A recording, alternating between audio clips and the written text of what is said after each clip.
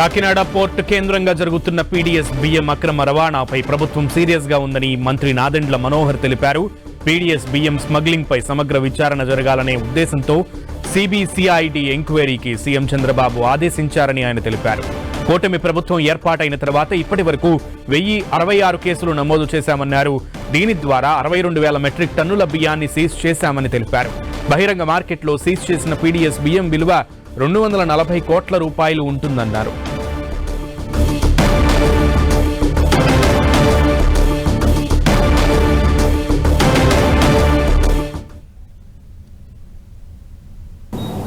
మా దగ్గర ఉన్న సమాచారం ఇప్పుడు వరకు కూటమి ప్రభుత్వం ఏర్పడిన తర్వాత రాష్ట్ర వ్యాప్తంగా జరిగిన దాడుల్లో 1066 కేసులు నమోదు చేశాం.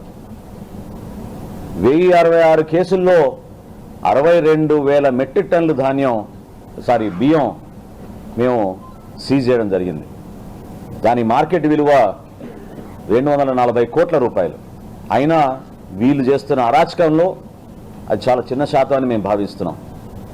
ఒక కాకినాడ పోర్టు నుంచే గత 3 సంవత్సరాల్లో 1,31,00,000 మెట్రిక్ టన్నుల బియ్యం ఎగుమతి జరిగిందంటే మీ అందరికీ తెలిసిన విషయం. అక్కడ ప్రధానంగా కేంద్రీకృతమై అదొక స్మగ్లింగ్ డన్గా ఏర్పాటు చేసుకుని రాష్ట్రానికి ప్రజలకి నష్టం కలిగించే విధంగా వాళ్ళు పరిపాలించిన విధానం మీ అందరికీ కూడా ఈ పాటికే మీకు తెలిసింది. ఈరోజు గౌరవ ముఖ్యమంత్రి గారు రాష్ట్ర ప్రభుత్వం తరఫున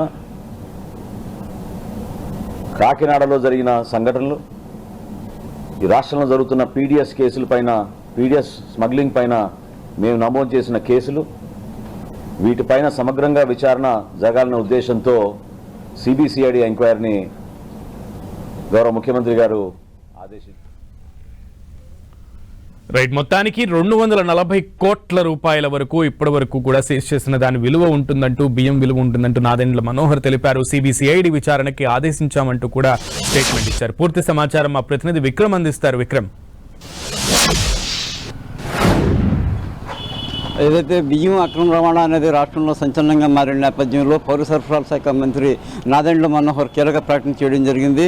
బియ్యం అక్రమ రవాణా జరుగుతున్న దాని మీద ఉక్కుపాదం మోపి ప్రక్షాళన చేస్తామని ఆయన కొద్దిసేపటి క్రితం విశాఖపట్నంలో హెచ్చరికలు కూడా జారీ చేయడం జరిగింది. అంతేకాకుండా ఈ మొత్తం వ్యవహారం మీద సిఐడితో విచారణ చేపట్టి ఎవరైతే దీని వెనుక ఉన్నారో వాళ్ళందరి సంగతిని కూడా తీరుస్తామంటూ ఆయన వ్యాఖ్యానించడం జరిగింది.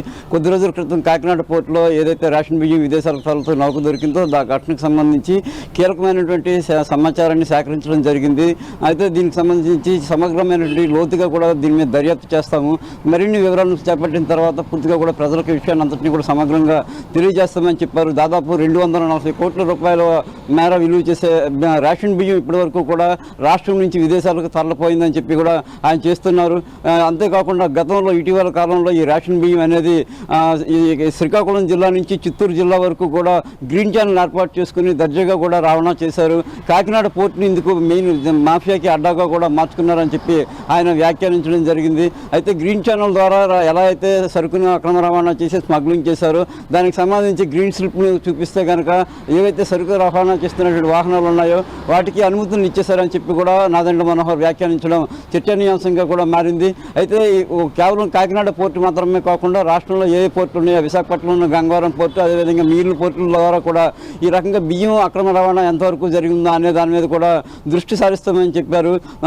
కాకినాడ పోర్టు ఘటనను వదిలిపెట్టడంతో పాటుగా మిగతా పోర్టుల్లోనే అదేవిధంగా వివిధ మార్గాల్లో బియ్యం అక్రమ రవాణా జరుగుతున్నట్టు కూడా గుర్తించారు. ఏదైతే నౌక ద్వారానే కాకుండా ఇతర మార్గాల్లో కూడా ఈ బియ్యం అక్రమ రవాణా స్మగ్లింగ్ పెద్ద ఎత్తున జరిగిందని అనుమానం వ్యక్తం చేస్తున్నారు. ఈ నేపథ్యంలోనే ఈ దర్యాప్తు ద్వారా పూర్తి సమాచారాన్ని సేకరించి పక్కా ఆధారాలతో ఈ వ్యవహారాన్ని బయటపెడతామని చెప్పి నాదెండ్ల మోహన్ స్పష్టం చేస్తూ ఉన్నారు. Sunil. Okay Vikram, thank you.